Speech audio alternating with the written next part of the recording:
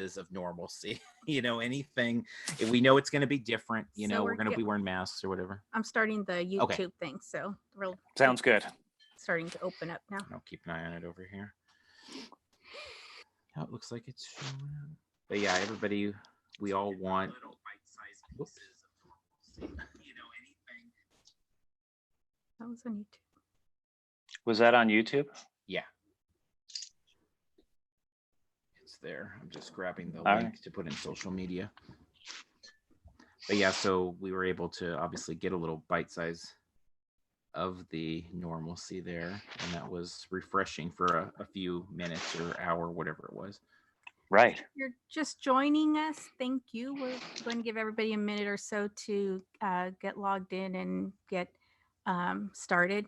We were just chatting with Ted about our experience going to Knott's Marketplace yesterday. So that's what we were chatting about. But welcome, and we will get started with stuff momentarily. Yeah. Over there.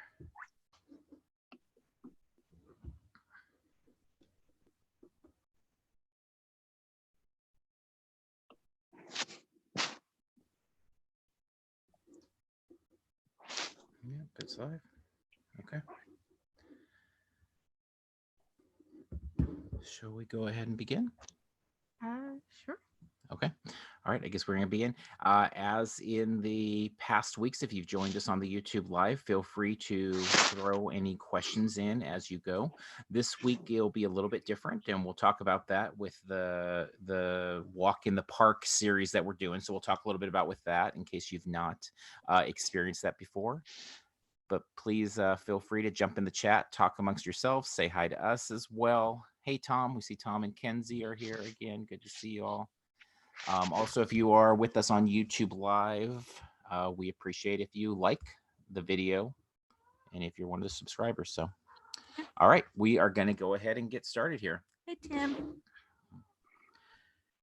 Welcome to Parks and Cons, the companion podcast, the parksandcons.com website and YouTube channel, where we discuss cons, theme parks, collecting, and other fun stuff. It's May 7th, 2020. I'm your host, Sean. I'm here with Carmel. Hi there. And Ted. Hello. Parks and Cons, your on-spot podcast, where we take you the heart of the action, the best conventions and themed entertainment events around. Today, we are taking a walk in the park of the Ghost Town streets, or part of Ghost Town at least, but not Scary Farm version. So if you have followed along with our series, Walk in the Park has been something new that we've developed over this time that we've been in quarantine here. And the idea was simply to do some kind of audio tours and, go and kind of walk, kind of visualize like we're there and look at some layers of history. So Jonathan Green, a Universal Studios Hollywood expert, joined us to do a walk in the park for that. And we actually just recorded yesterday a show with Eric Linksweiler to do a daytime Ghost Town Streets version of Knott's, and we talked about that. And then all of a sudden it hit when we were planning. It's like the tour that Ted did for us years ago. I think it was 2014 when you did that tour for Knott's Berry Farm, and we won. It was, I think, a social media contest, and Carmel, holders, I think. Yeah, for pass holders. I mean, Carmel won us tickets into that, and it was like so amazing. So we did a video of it back then. It was one of our earliest podcasts, and we just love that thing. We thought it would be so cool to do something like that with Ted, but obviously that people at home could hear it, and just us to be able to hear it again as well. So, and obviously Scary Farm version is very different than daytime version, so it seemed very apt to do two of them. Yes, definitely. So before we talk and make sure just everybody knows who we are and Ted is, and we'll kind of introduce ourselves again, just give a quick little bio with that, and then we'll turn it over to our tour guide here, Ted. We have been starting the podcast lately with a little minute or two segment of a dose of hope. Is just when we find things that are kind of, exciting, that are down the line, little things that are, especially when we started, when every announcement was about a cancellation, it was really nice.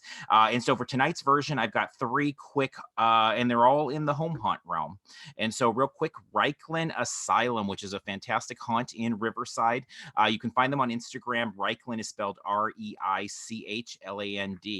But Reichland Asylum, they've started a Friday haunt feature of home haunts. And so it's been really neat to see what they're sharing. And they shared a haunt, which Carmel and I were shocked we've not experienced before, but 1870 Haunt Manor, they've highlighted last week. And 1870 Haunt Manor announced their dates for their home haunt for 2020. And it was just like, wow, that was a neat little thing to see there. Obviously, it's down the line, and we'll see what conditions are for all of us in safety and stuff, but it was a fun little dose of hope.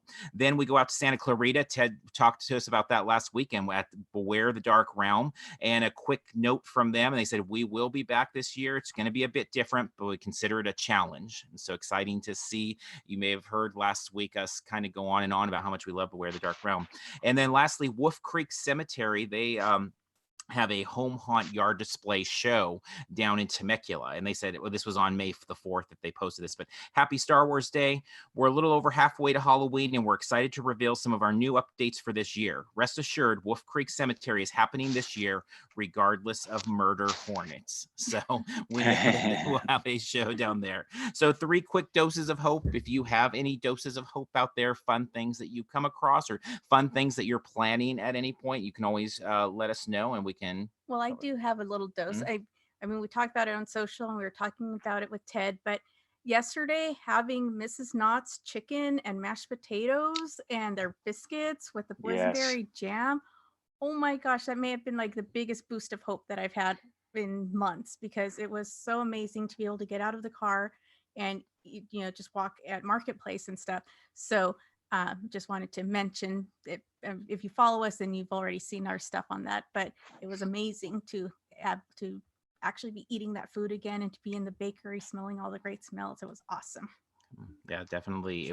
It definitely felt like a tiny little slice of normalcy, different with masks on and social distancing rules and all those things. But yeah, it felt really good to just park the car and get out and see the rooster sitting there next to us as we walked past it, and to go into the marketplace. I was never so happy to be in the the bakery or any of those places before. So definitely all of those things. So for those of you listening to our audio version, this is a version of our Thursday night live show that we do with Knott's Scary Farm historian, Ted Dougherty. So feel free to join us on these 2 Thursday nights. We've been doing them at 7 p.m. Pacific. To all of our YouTube live people here, thank you for joining us again. We see Tom, Kenzie, Tim, Hendel, Jojo. Thank you guys all for checking in. We see more joining as well. Feel free to jump in the chat and let us know if you have questions as we go along the way. Ted's prepared some pretty cool stuff today that he's going to be showing us as we go, but we'll keep an eye out on the chat if there's questions to be able to convey them to him. So for those that may, we always try to treat this show as if maybe you're turning in for the very first time. So Carmel and I run Parks and Cons. We love haunts. We love Scary Farm. We've been going since '97. We've dedicated most of the episodes of these Thursday night series with Ted to talking Scary Farm. So it's I think a testament to how much we love it. And Ted has even a much deeper history with Scary Farm, with Halloween Haunt. So Ted, want to give them a quick intro? Sure. Well, first off, that is some very good news. Those are some, definitely some awesome stories that are very hopeful. Yeah, my name is Ted Dougherty, and professionally, I'm a writer and producer and director for seasonal events and attractions, mainly an emphasis with Halloween events. And so I've worked with all types of companies: Universal, Queen Mary's Dark Harbor, LA Haunted Hayride, many, many more. But my roots are at Knott's Scary Farm. Worked there several years as one of the sliding monsters in the ghost town scare zone, and got involved with them a lot more on the creative level, and have done all kinds of fun things with them. And I also wrote the history book on Knott's Scary Farm, and that's really what we're going to be kind of covering today: some fun historic artifacts on Knott's Scary Farm's history. And we had the scariest incident with your book this week, because I spilled some soda and a few drops got on the book. And was really troubling and horrifying. And yeah, it was a big it was a big thing. So we've been working to make sure to get it back to a very immaculate shape, because we know that that book is not currently available to go buy anywhere. So Right. I think It it Be was careful. covered okay. yeah, I think it looks good now, but there was a scary moment there for sure. So okay, so the Walk in the Park series, as I said, the whole idea was to really pretend like we're meeting up. So I mean, the idea here, it's like we're meeting up with Ted at Knott's Scary Farm. The fog is there, the music, the monsters are going around, and somehow with all the craziness around us, we're able to hear Ted talking to us directly in our ears to kind of give us a little bit of what he knows about the rich history of this place. And so with that, Ted, we will turn it over to you to be our tour guide in the fog. Okay, so listen, a few things. No, I'm excited about this. What we're gonna do, and we're gonna try this, and we've tested it, but I'm gonna share my screen with you guys, so that way you guys can all see, because I've got uh, uh, photographs to accompany us along this walk. And so I think it's going to be a lot of fun.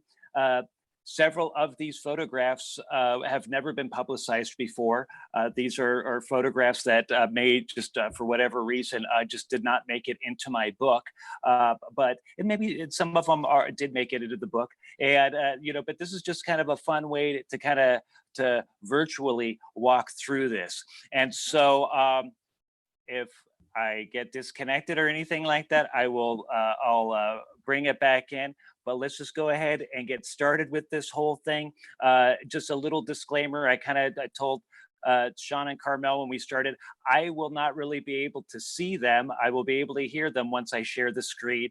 And so if anybody has questions along the way, if you want, you can throw question or my way, and if I can address it, I will. And then but just like at Not Scary Farm, we always got to, like a shark, we always got to keep moving on to the next thing, right, to see as much as we can. So I'm going to go ahead. Yeah, go ahead. I was just going to say, for those of you who are just are listening to the audio version, of course you're more than welcome to go to YouTube, and if you want to see the visuals, it'll be there. But we'll of course describe the photos, and we're not going to be relying entirely or just staring at the photos or anything. So you're not going to be hopefully you won't feel too left out if you're listening and not watching. Good point. Right. And so I will do the best that I can to describe specifically what we are looking at, so that way for the people that are just tuning in via audio, they should feel like they're along with us for the ride. So, all right, I'm going to go ahead and try to share my screen, and we'll just see what the heck happens. So here we go. Sounds okay. Good. So for starters, I will go like this, and I will go like this, and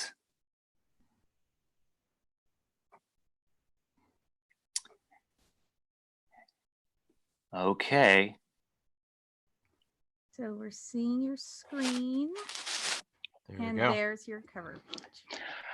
Okay, so you have a cover page there. And so, kind of putting this together, the event has changed so much over the years that I could really be prepping this thing for really months, but we don't have that kind of bandwidth. So what I'm going to be doing is really kind of focusing on just a couple of specific locations within Ghost Town, and we'll virtually walk through them. And I picked an era from long ago because most folks listening to this are probably somewhat familiar with what Not Scary Farm has been like over the recent years. And so I thought this would be a fun way to kind of approach this whole thing. So for at least today's segment, we're going to discover what it was like back in the decade of the 1970s, way back when. But before we do that,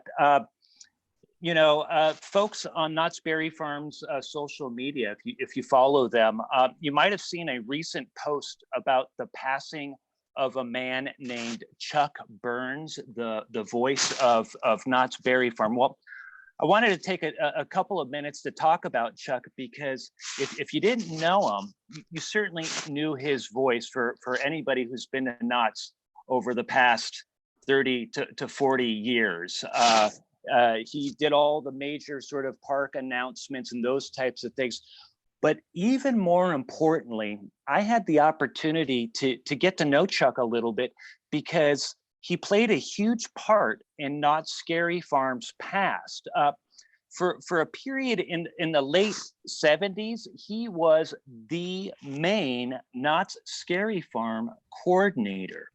And so I'm sharing here a little page out of the Berry Vine, which is the Knott's Berry Farm employee newsletter. And this is dated October 12th, 1979. And on the front cover of this is Amy Rice and Chuck Burns. And I'll kind of zoom in on this photograph here. And what they're doing are they're cleaning off a bunch of trophies in preparation for the Knott's Berry Farm Halloween Haunt contests.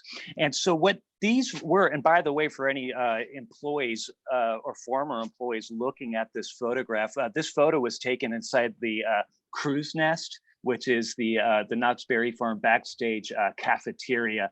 For people who don't know, who like for fans and stuff, this is probably just on the other side of kind of the backside of where Infected is at. Anyways, they're prepping these trophies. And so what this was back in the day, and we talked about it, I think, on one of the other broadcasts, but in the early days of Knott's Berry Farm, there was a lot of outside concessionaires that had businesses at the park, including the Log Ride and the Mine Ride. That they were not originally owned by Knott's Berry Farm. That was the Bud Hurlbut company that owned those rides. And so, and the same thing with many of the other items, the other stores and all that stuff throughout the park.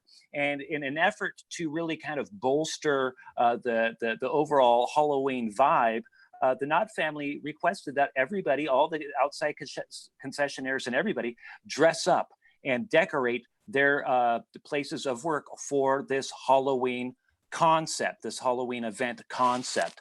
And so, Knott's Berry Farm employees would, from like the entertainment department or whatever, higher ups would be the judges and would walk around and present these trophies, or in some instances, certificates to some folks for participating. And so I pulled up one of the certificates here. This is from 1977. It says, "Be it known herewith that after having our brains made clear by drinking a mixture of vampire's blood and mummy's dust, we, the official judges of the spooktacular Knott's Scary Farm Halloween Haunt, hereby present this honorable mention award to whoever for," and this one was for the original costume and makeup. And so the idea, and that's a fun thing. And so all of these people would get that. And this was sort of an incentive to make sure that the entire company is celebrating this event.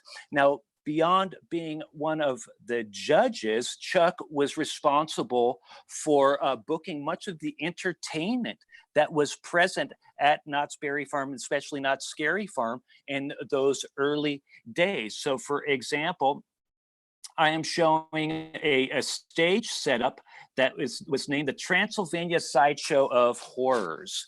And this was from 1978. This was a big stage that was set up right in the middle of Calico Square. And these were all different magic illusions and things like that.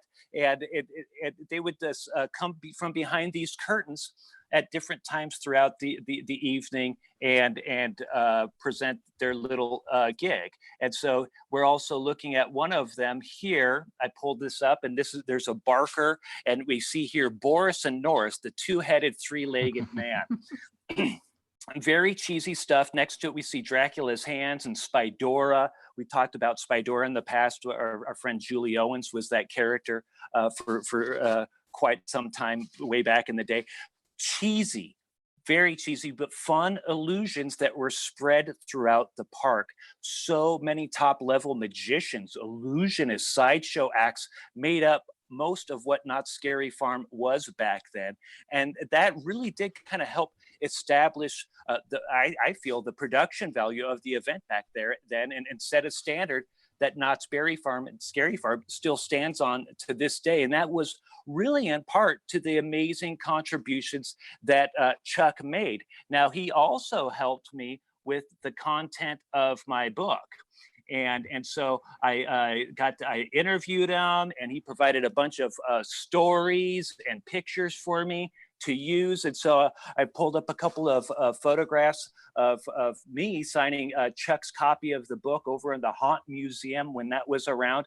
And I was excuse me, I was familiar with Chuck's great contributions, even when I was still working as a monster. So I needed to get my Rage picture with Chuck way back then. So that's a picture of my character Rage, a werewolf in Ghost Town, with Chuck Burns. So he had a very just astounding career as a performer, especially as a professional clown for Ringling Brothers. In 2014.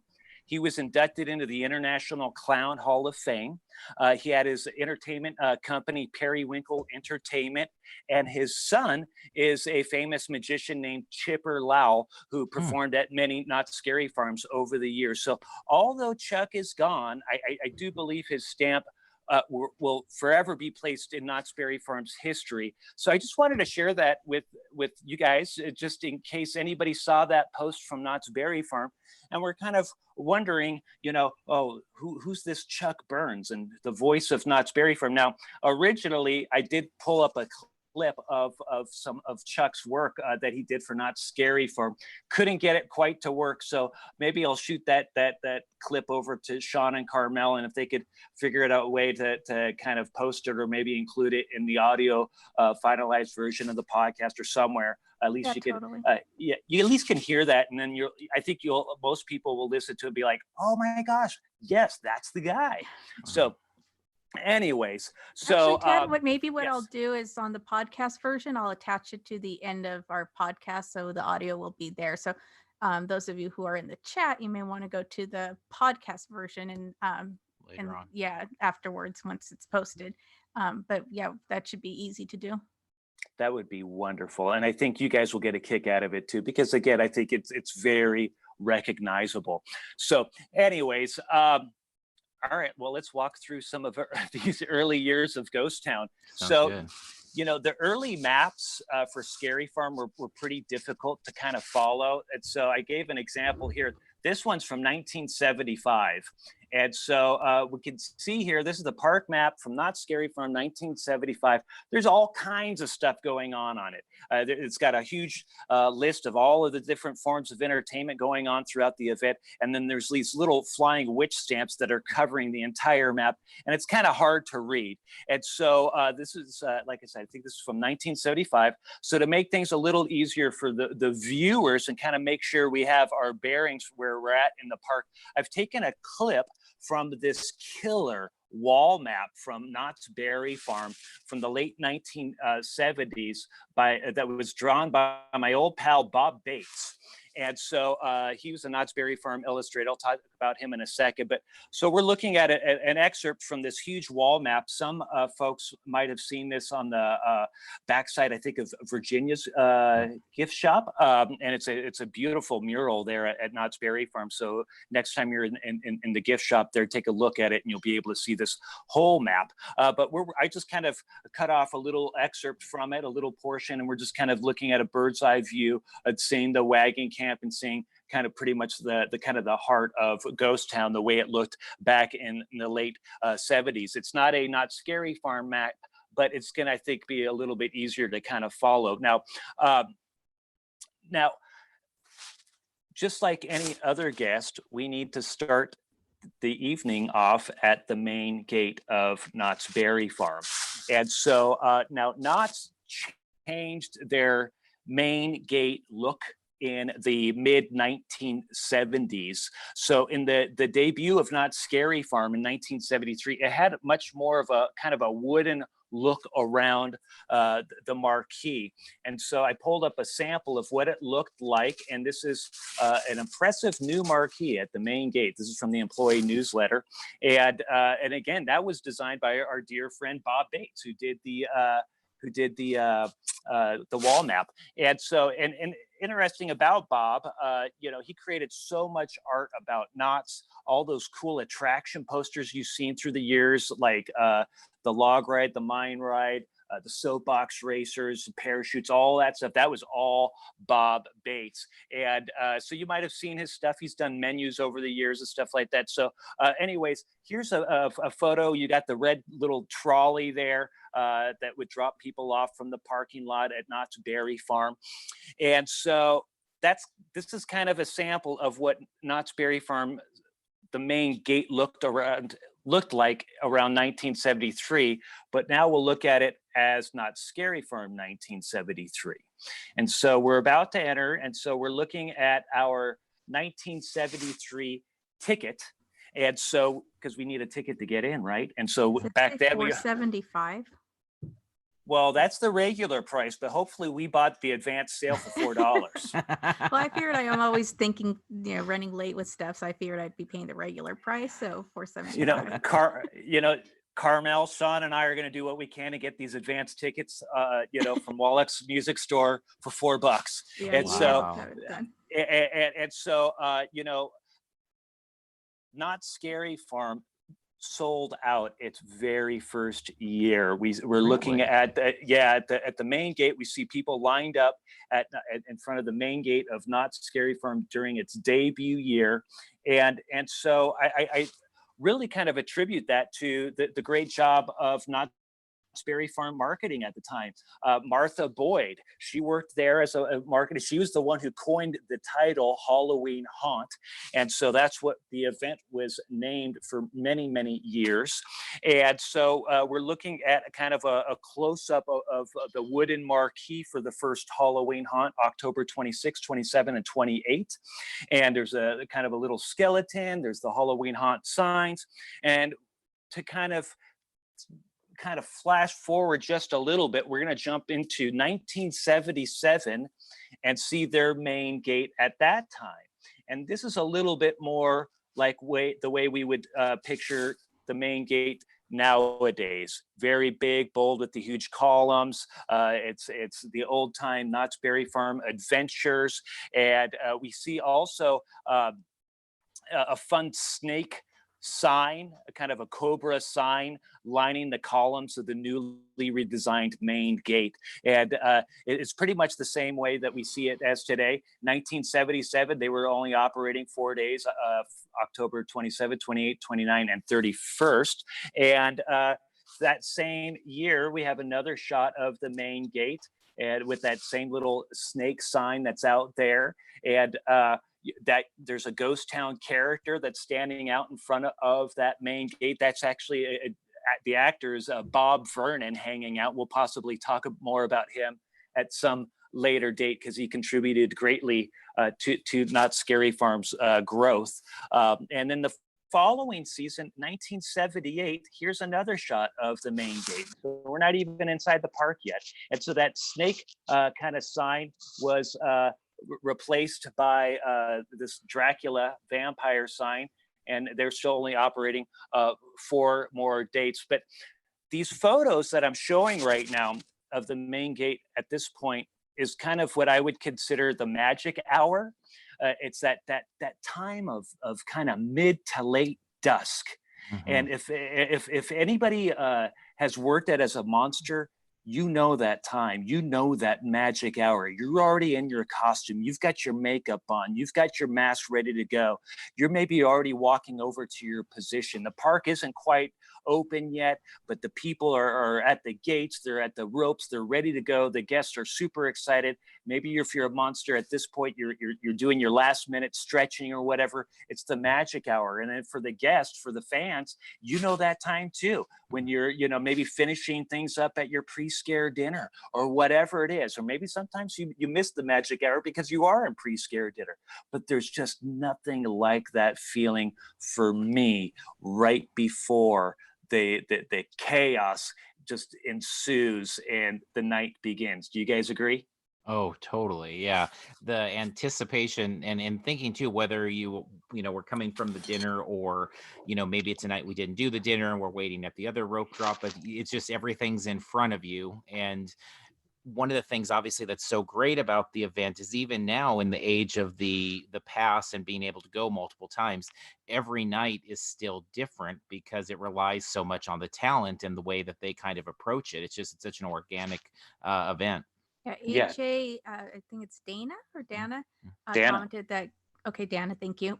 Gotta love that magic hour. So much anticipation was Yeah, totally. comment. Yes. Hi, AJ. I love AJ. He's a good friend of ours. And Okay. so, yeah, so he knows that magic hour very, very well. So now, enough with the main gate. Don't you guys want to go inside?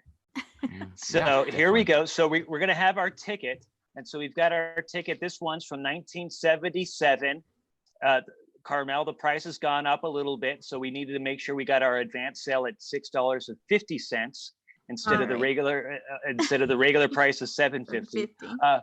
And so, and this is one of those great classic tickets for Knott's Scary Farm, again, drawn by dear old Bob Bates. And so we're about to hand our tickets to the folks running the turnstiles. And so, like I said before, everybody dressed up. And so these ticket takers are here from 1977. They've got 2D makeup on and some kind of light capes and all that stuff.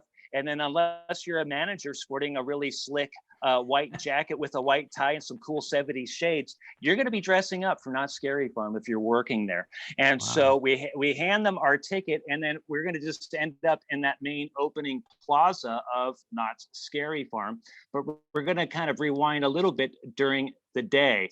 And this is, now that we're inside the event, we see another marquee on the backside exterior of the Wagon camp. We could see wagons there. And this picture is displaying the contest Knott's was holding that season in 1978. You can write your name down and put it into a coffin that's on display right there outside the Wagon camp exterior and win a brand new AMC Spirit ZL sponsored by American Motors Corporation. And so the car is right there on display. Imagine driving off in that bad boy. Wouldn't that be great? It's the original Scary Farm vehicle. It really is. Well, and this was 1978, but in the year prior, we could try and perhaps enter for a chance to win a trip to Transylvania. And so here we're in the same location of the park, right there outside the Wagon camp at the Knott's Berry Farm Plaza. And so here we could win a chance to win a trip for two to Transylvania this time. And the contest entry station is over there on the left picture for those who can kind of see it there.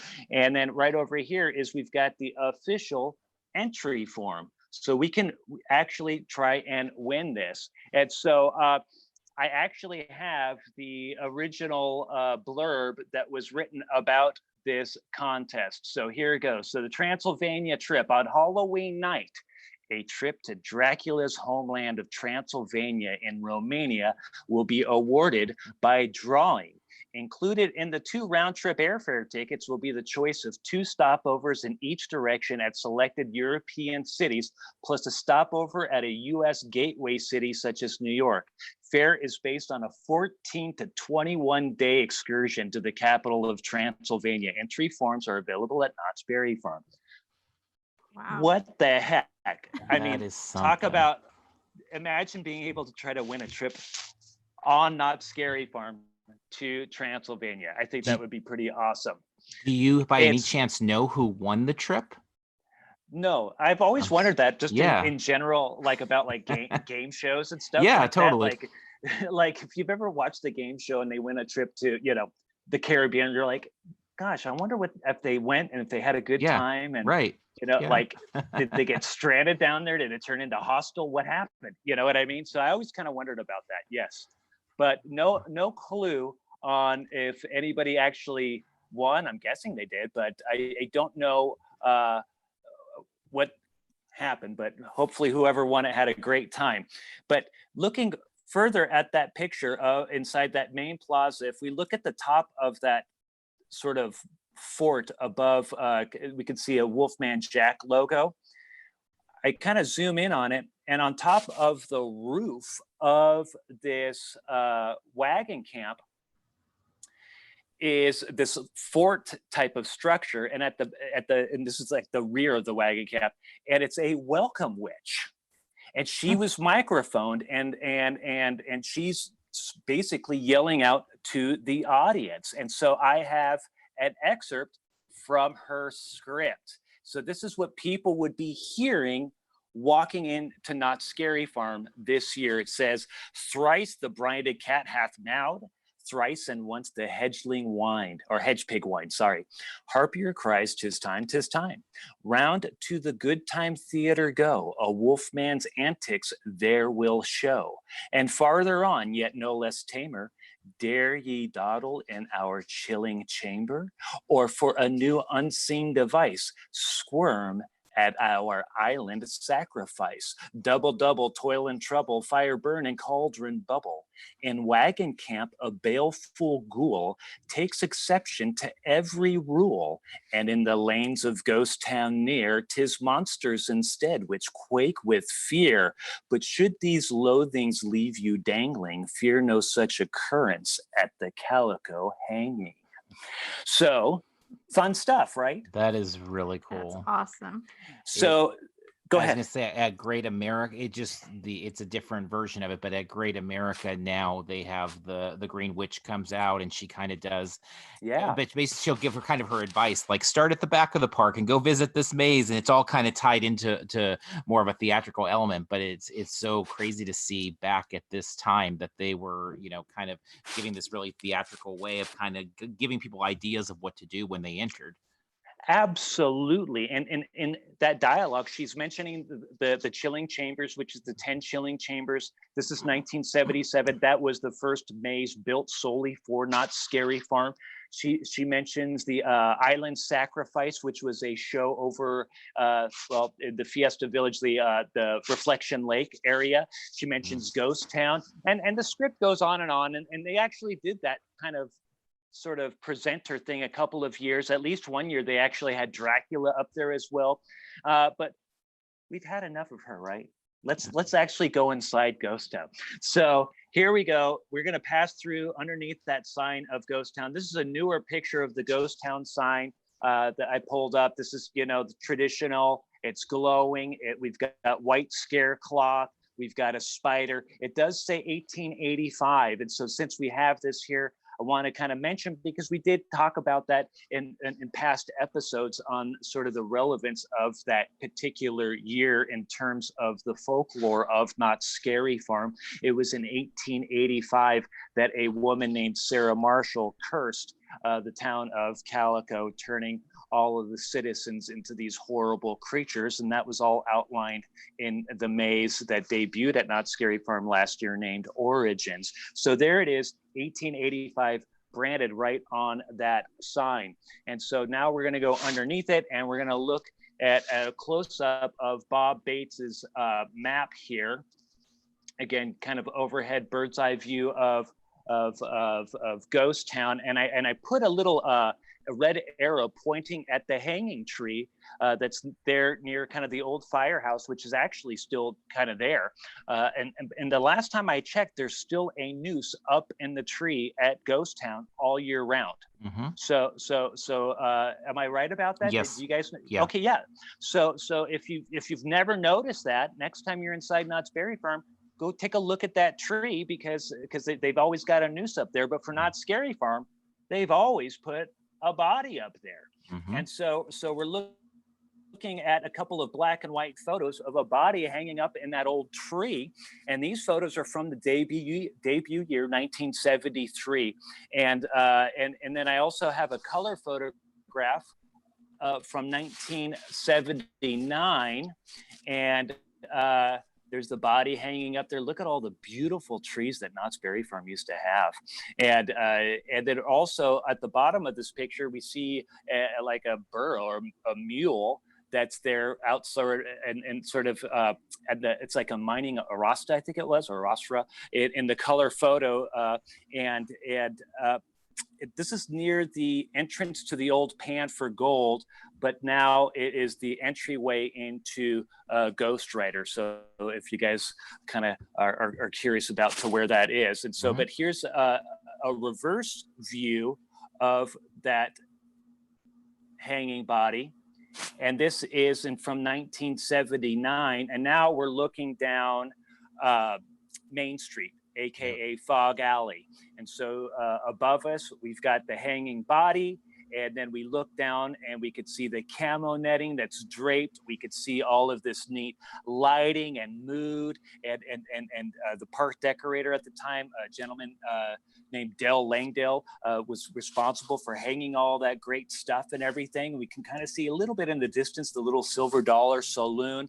But right now we're going to kind of turn our focus to the Gold Trails Hotel, which is there in sort of the our lower right for those looking at this. And we're going to look at a couple of different sides of the Gold Trails Hotel. And so another picture shot of the map, and I've got a couple arrows pointing to two different locations, two different sides of the Gold Trails Hotel.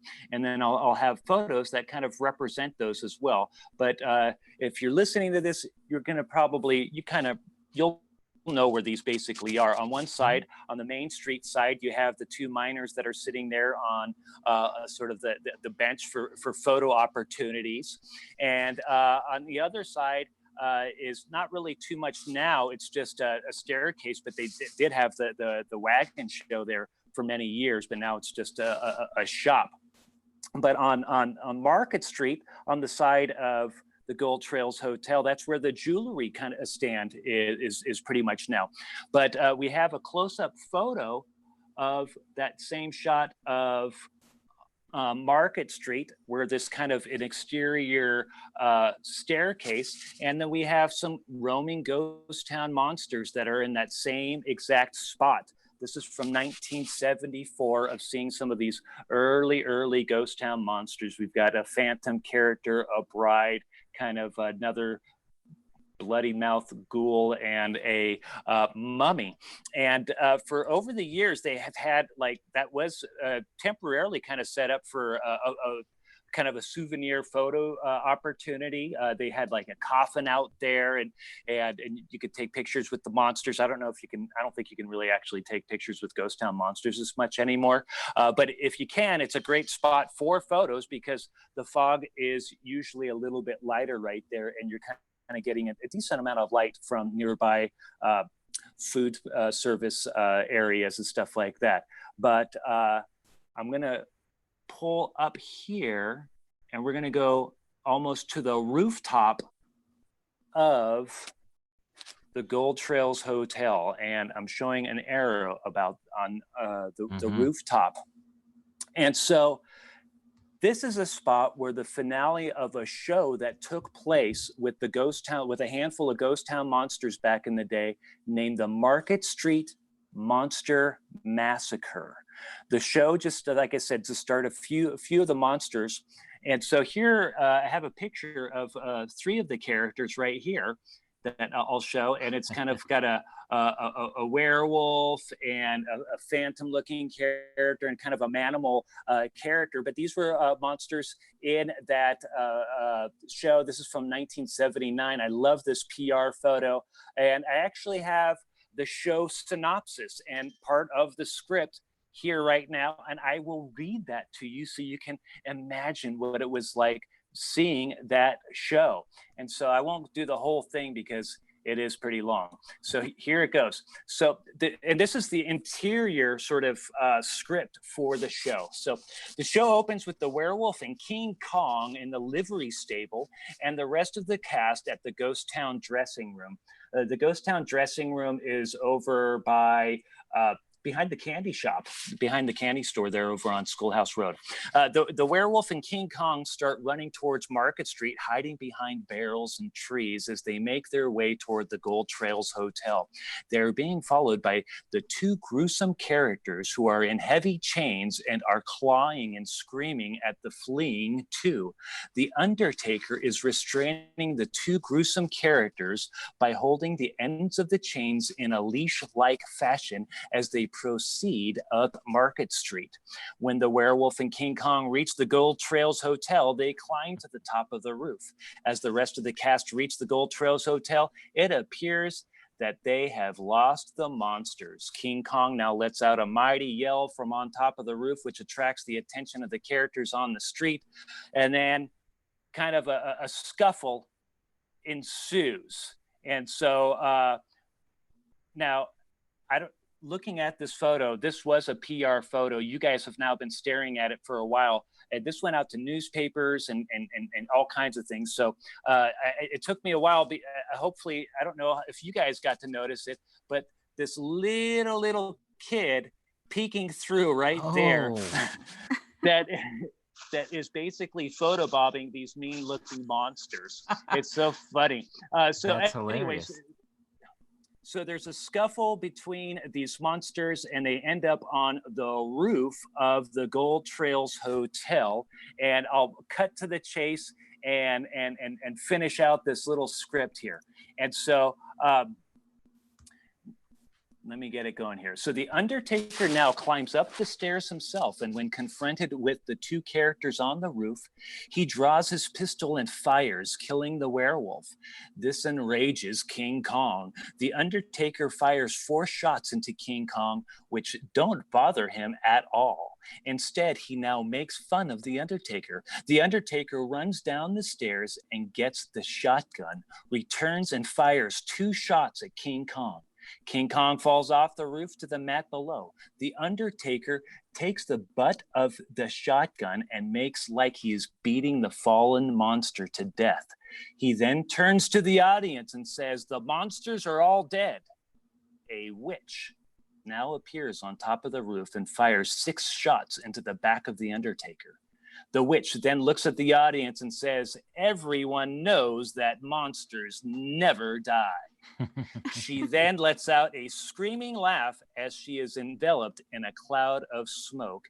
As the cloud drifts away, she has disappeared.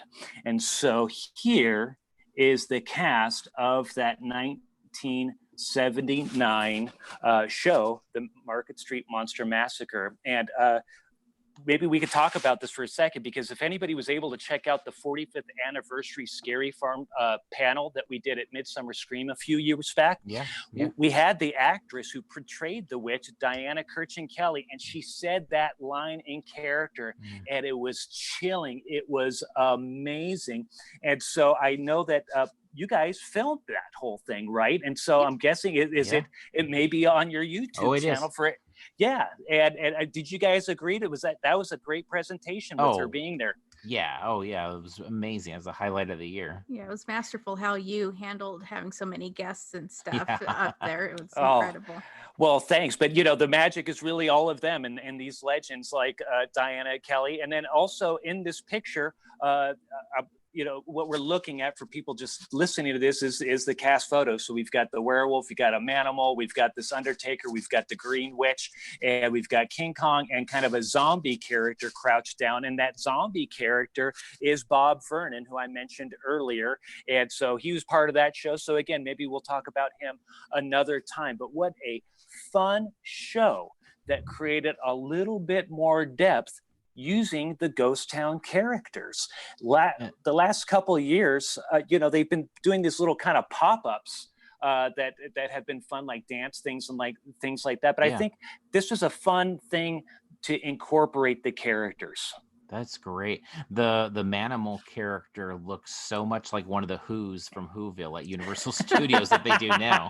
But it's really, they just have such a cool, the picture showing now, and it just, they all look so fantastic at that time.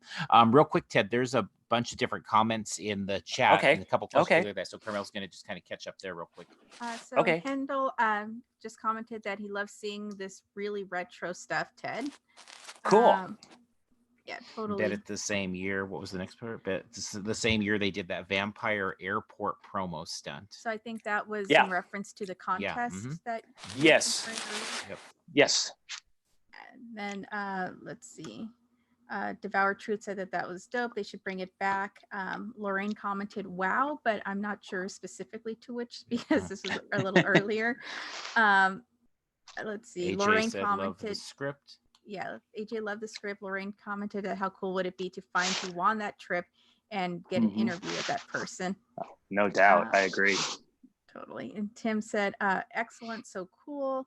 Grimwood Hollow, so awesome. Grimwood Hollow said, this is such a treat, you guys. I really miss the old days of Scary Farm.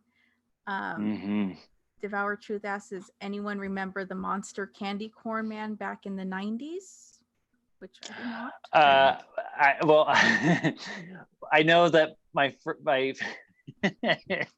I don't know if this is the 90s, but in the 2000s, I don't know if this is what they're talking about, but my friend, the character Dusty Geezer dressed up in a huge candy corn outfit as a joke and walked through Ghost Town with it, and he was Candy Corn Man, and so that cracked everybody up because he was actually getting scares with it. It was this big, old, ugly, cheap inflatable candy corn outfit, and it was just, I mean, we were all dying. I don't know if that's what she's talking about, but the candy corn thing brings back fond memories. That's funny. Let's see. Ray said, hey, Ted, do you ever think about writing another book about the history of Haunt? Yes, I do. I do. Yeah, hopefully, I would love to do another edition and bring everything up to date. Cool. Martian Girls never noticed the news, so she'll notice when she's able to go back. Grimwood Hollow said, remember the pig ladies? They were totally my favorite. They always chased me and my cousin. And then Handel said he was about to bring that up. So yeah. So the pig twins came in a little bit later, and maybe one day we'll talk about them. But yeah, I mean, they were absolutely legendary. They were extremely athletic and so full of energy. And I mean, they were even part of they did a lot of marketing material too. This was a little bit more into the 80s, but I mean, talk about these sort of identifiable characters. They were that. They were sort of that staple of those early days of Knott's Scary Farm. Fantastic. Okay, we are all caught up. Then Handel commented, he remembers a hilarious slider trainee monster. Oh yeah, yeah. Those people. It's about the same people. It's yes. So yes, I remember that stuff too. Very funny. Okay, so all right, let's turn the corner. So we kind of spent our time so far a little bit on Market Street. Let's go turn the corner and head over to Main Street. And so this is Main Street. We see the Silver Dollar Saloon. We see the souvenir photo op of the cowboy sitting on the bench. And to me, I mean, I absolutely love this photograph. If you're listening to this, I encourage you to come and watch the YouTube version of this, because this to me captures the magic hour at its best. I feel like I've walked those streets so many times at that time, getting ready to kind of do battle as a monster, and it just really captures this. And so if you think about it, I mean, there were roaming monsters here. This is where I chose to work when I was in Ghost Town. I spent a lot of time right there at the Silver Dollar Saloon, and I mean, every one of these little buildings had startling beacons, and maybe we'll get to those another time. But for today, we're going to focus on one of the several sideshows that were spread throughout Ghost Town. Here, I'm going to show an old production sort of map of the park. And this is handwritten notes in anticipation for the 1975 season. And we can see through these notes, handwritten notes of where they're going to put these little sideshows. So the Headless Woman is going to be over near the entrance of Boot Hill. The Forest of the Unfortunate is a bigger stage that was going on right in front of the Birdcage Theater. We have the Spider Woman that's going to be placed over there on Market Street. And so we've got Dracula's hands right there in sort of the middle of Main Street there. And it's along the side of the Gold Trails Hotel. And so that's kind of what we're going to focus on just a little bit right now. So it's just right across the street from the Silver Dollar Saloon, right underneath that porch area, right kind of near, right before you kind of get to that portrait gallery, you know, that's still there right now inside the porch. Mm-hmm. And yeah, this is right basically across from where I would spend a lot of time working. And so this was the sideshow of Dracula's Hands. And this was done to death at Knott's Scary Farm for several years. It's a magic illusion. And so I've got a little bit of preliminary artwork on what they wanted sort of this cabinet to look like for this this illusion. And so I also have here a photograph of what the cabinet would end up looking like. And so we've got a character right out there. He's a big kind of mad scientist looking dude, Dracula's hands in front of this cabinet. And this photo was taken by my dear friend, Uncle Mike Hansen. This is from 1975, but I actually have a excerpt from this script. So Wow. I'll tell you a little bit about what this was. So this person, this Barker, the scientist, would basically be out there kind of gathering people around. And when the show was about to begin, it was a taped announcement, pre-recorded, that says, in Transylvania, there is a well-known legend that has become the symbol of terror throughout the world. In the dead of night, an evil transformation takes place within the castle of Count Dracula. Seeking blood from his victims, the vampire walks, but does not die. And so then, you know, that was all sort of pre-recorded. And then of course, next up will be the Barker sort of taking over the scene. And he just basically is going to gather everybody around and says, you know, folks, the horror which I am about to tell you of this evening begins nearly a century ago. A creature roamed this country in the dead of night, seeking blood from the throats of his victims. It was the fiend called Dracula. Mere bullets couldn't stop him. So when he was finally tracked down, he was chained and shackled to a post. The next morning, Dracula had escaped. All that was found was a dagger and 2 severed hands still chained to the post. Some say the hands still seemed to be alive and that they rest undead behind these very doors. We'll let you decide, ladies and gentlemen, the hands of Dracula. And so, obviously, this is a fairly cornball illusion, and I have it from another year, and we have these cheesy hands that are just floating there, moving by themselves. This photograph is probably not the best in terms of lighting. It looks very cheesy, and it was a cornball illusion with these hands seemingly floating there by themselves. This gag would also be used inside a portion of the 10 Chilling Chambers maze in 1977. So people would stop and see this as part of the maze. But interestingly enough, several years later, when I worked there, I worked with the Dracula character named the Count of Calico, and he usually was drawn to this very same spot, along with another character named Lost Boy, who was a vampire character. So perhaps there's something bizarre buried there that draws these silly vampires.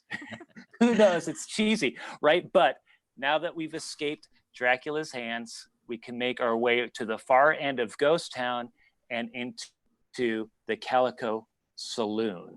Any thoughts on Dracula's hands, you guys? So I was going to ask that location in that area.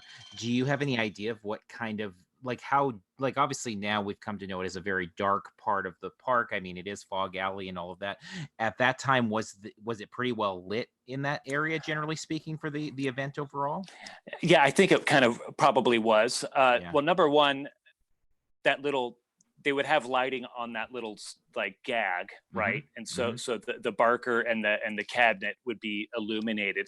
But as we saw that earlier photo of the body hanging from the hanging tree, and we saw that shot looking down Main Street, we were able to see the sign of the Silver Dollar Saloon, and we were able to see the blacksmith kind of towards the halfway point of Main Street. And so it was dark.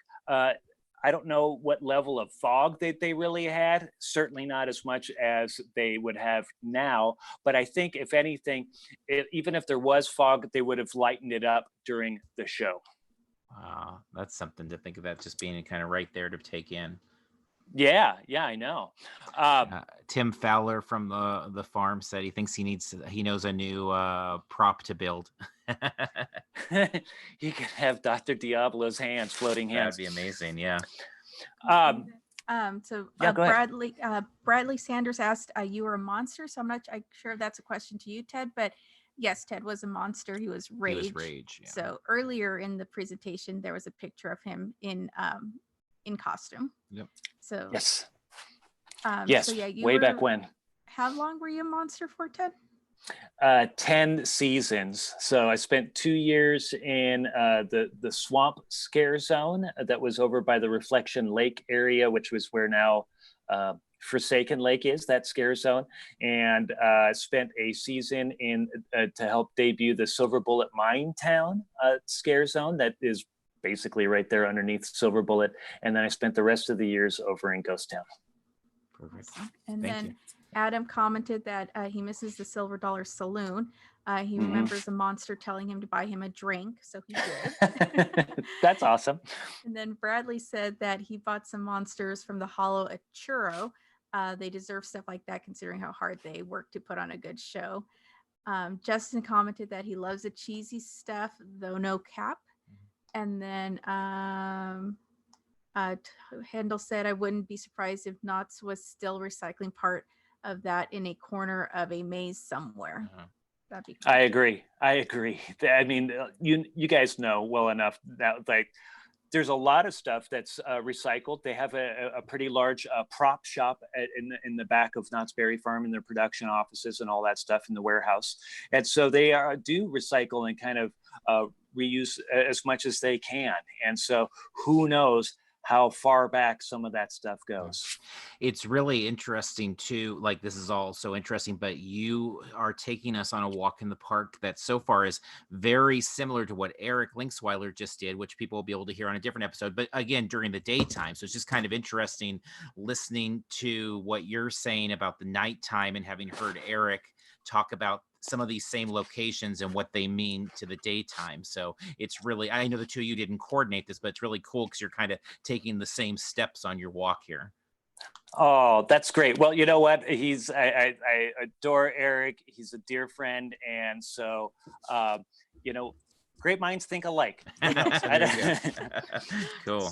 So here we are, and this is the way the Calico Saloon looks nowadays. We've got the theatrical slick lighting on it. We've got some bodies up on the balcony. We've got all this white scare cloth that's kind of glowing in the theatrical lighting. And so for many, many years, this structure's been this very strong statement lining Calico Square, not only just for Knott's Berry Farm, but for Scary Farm.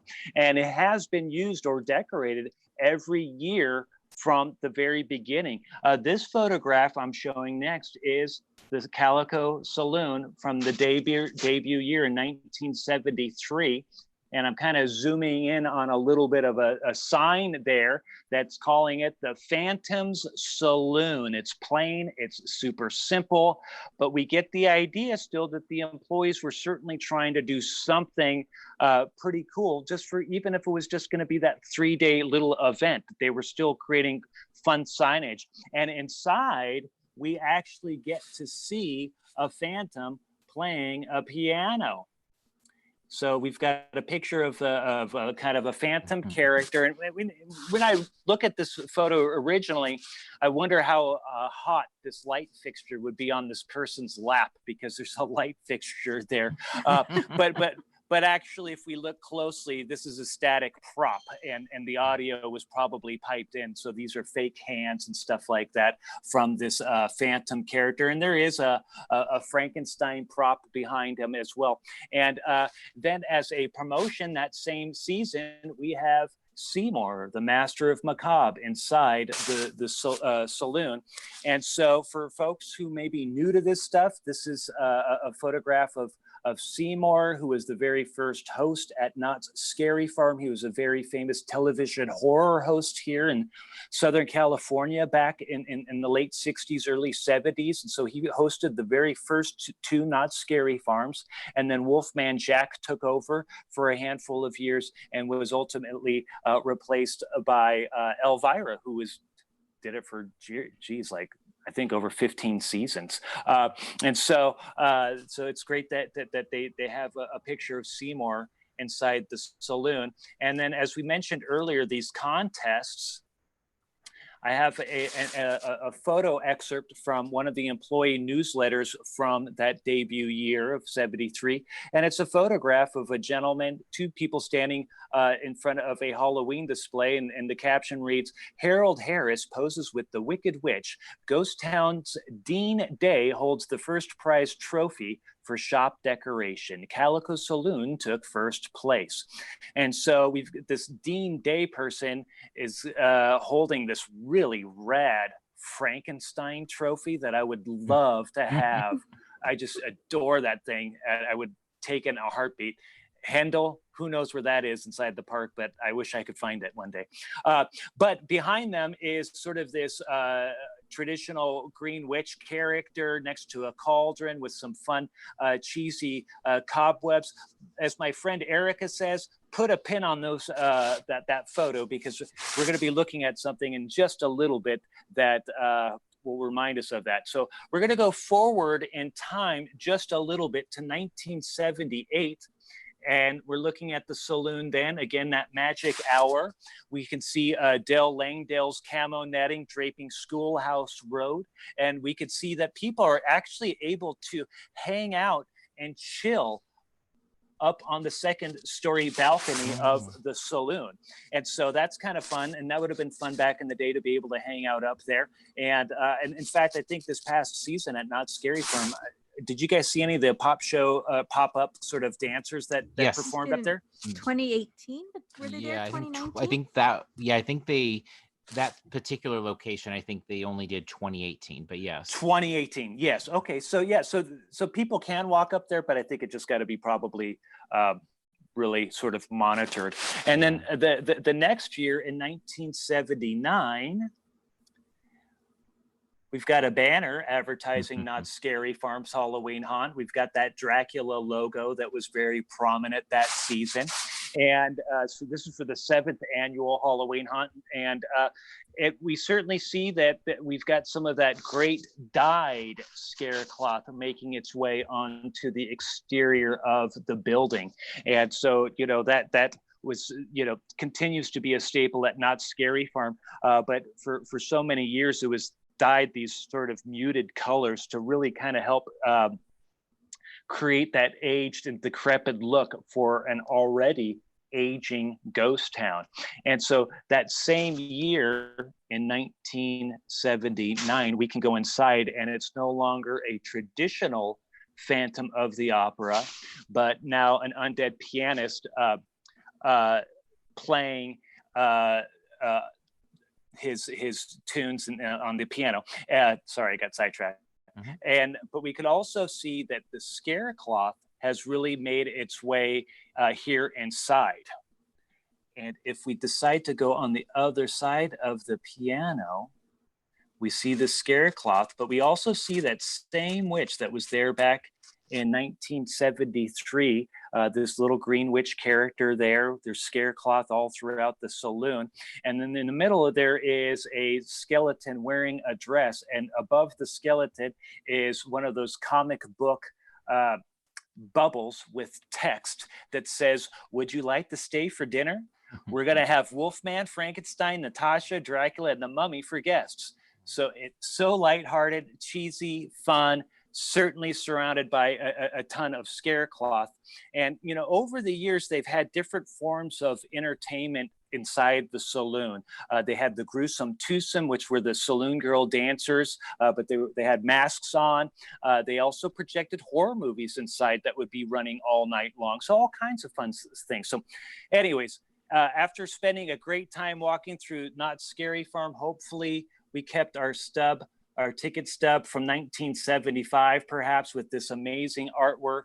And it was only $5.75 to get in, or if we were smart and got an advance sale for $5. But here's the deal. You know, this event is so rich with history. You could really write a whole book about the whole thing, right? So, you know, these are just some fun pictures that show a different era in Scary Farm's growth and history. But, you know, I really do believe that the event we know and love today wouldn't be here if it wasn't for those early days of Halloween Haunt. And really, that's kind of what makes it so great today. So that's our walk in the park of Ghost Town.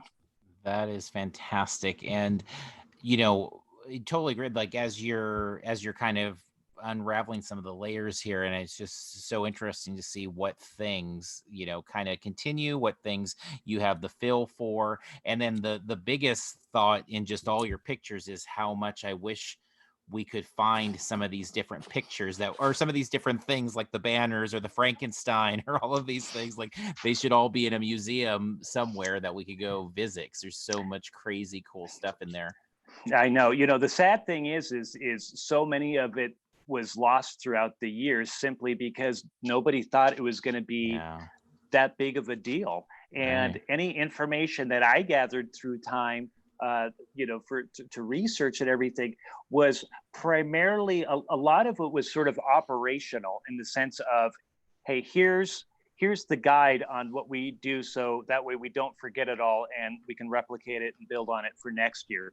But they weren't keeping it for the purposes of like, oh, you know what, maybe one day somebody's going to be really interested in this stuff, so let's, you know, take good care of it.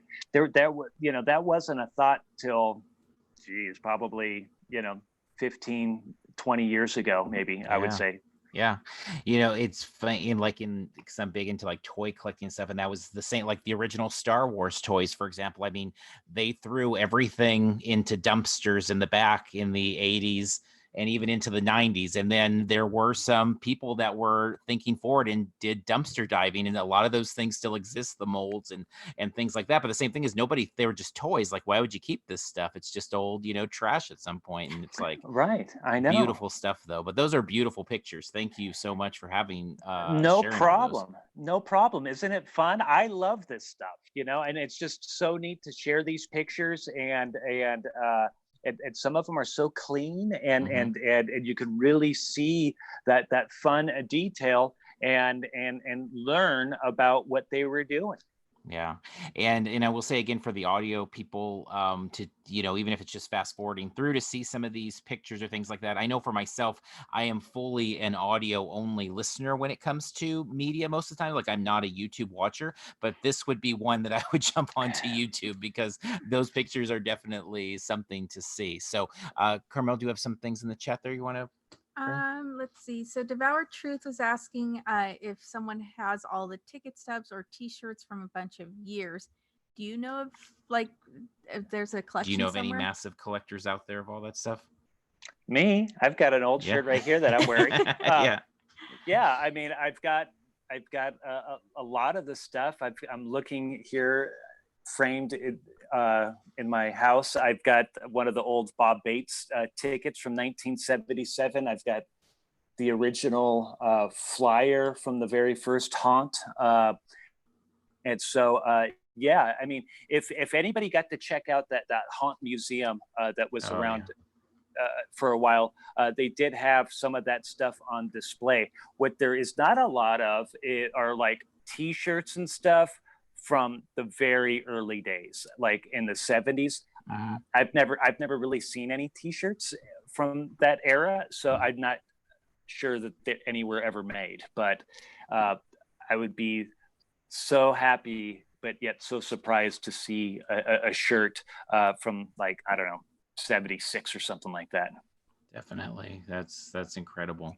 A couple things from the comments there. Devour Truth point out some channel uploading has been uploading a lot of YouTube footage from the early 2000s. That's Mystic Frequency. I believe that's Dan Bernowski for that works at Knott's himself, and he's been getting video from Theme Park Adventure. Oh yeah, Rick West has been giving him some awesome videos from like I think 2004 and things like that have been making their way up to YouTube for the very first time. So that is a fun little walk in history too. Absolutely. Let's see more scary rivers. The tickets, maps. I'm just going through anything. Jonathan Green was our host for our Universal one. So thank you, John. Yeah. Says truly loving this walkthrough. Thank you, Ted, for sharing your treasure trove of knowledge. Oh, well, AJ thank says, him. Oh yeah. Yeah. AJ says, thank you so much, Ted. That was so fantastic to see and hear. Devour Truth, thanks for the tour, Ted, the Not Scary Farm Haunt historian. Tim says, looking through Ted's book this week, still have the bookmark. Nice. Cool. And then Hendel, thank you, Ted, as well. So I think everybody really enjoyed your walk in the park there. That was fantastic. Cool. Well, thanks everybody for hanging out and joining us along for this fun walk. Imagine, wouldn't it have been so fun to go do that in real life? Oh yeah. Oh, totally. It would be cool to do that in real life. Yeah, totally. What we did however many years ago. Yeah, when was that? 2014. Yeah, 2014. Yeah, would love to go on an actual tour with you again, Ted. Yeah, really great. Maybe one day. Yeah.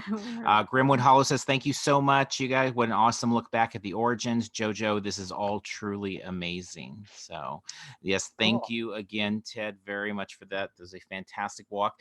Thank you, everybody that's been with us tonight in the YouTube live and in the chat, kind of chatting with each other and saying hi and all of these things and contributing as well. If you've been audio only, again, we will be back next Thursday again as we are doing these time travelings with Ted. So feel free to join us if your schedule allows. Again, do we have picked out exactly what we're doing? We have like a list of things, but I don't know that we've actually, we usually talk about that before the show of exactly what we're doing, but I don't think we'll maybe talk about that and promote it on Monday. Does that sound good, guys? That sounds good. Yes. Okay, so tune in on Monday. We'll announce it on social media exactly what we'll be talking about. But we will be back again with Ted, as we have been doing, trying to have some fun on these Thursday nights. I know, Ted, every Thursday night, it's always like you help take us somewhere to really take our minds off of everything, which is very much appreciated. So thank you for all your prep, because we know it's not easy to just whip all that up all of a sudden.